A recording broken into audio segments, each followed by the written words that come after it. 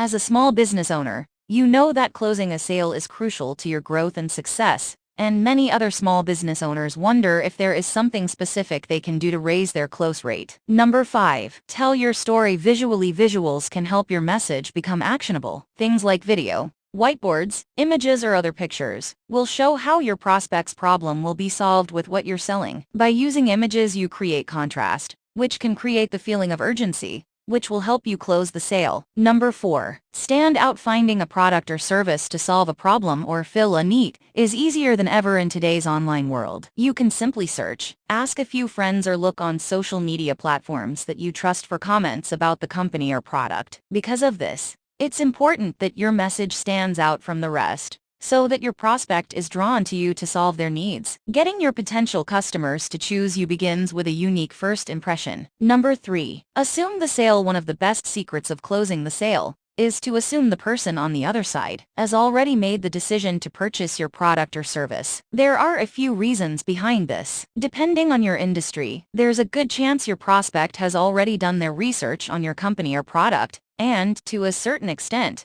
already decided they are going to buy. The confidence you show by assuming the sale will make it easier to build a relationship with your client. By the time you're done, they don't even realize they've been sold. Number 2. Showcase your full potential. One secret on how to improve sales happens when you share results with your potential customers. It allows them to see how they can grow and scale their operation, or satisfy their personal need. It makes it easier for them to buy what you're selling, because they're seeing results. This is when customer testimonials come in handy. 1. Ask questions and listen. Product specialist Josh Gillespie from PandaDoc says that it's extremely important when qualifying that you make sure you peel the onion and ask as many relevant questions as is appropriate.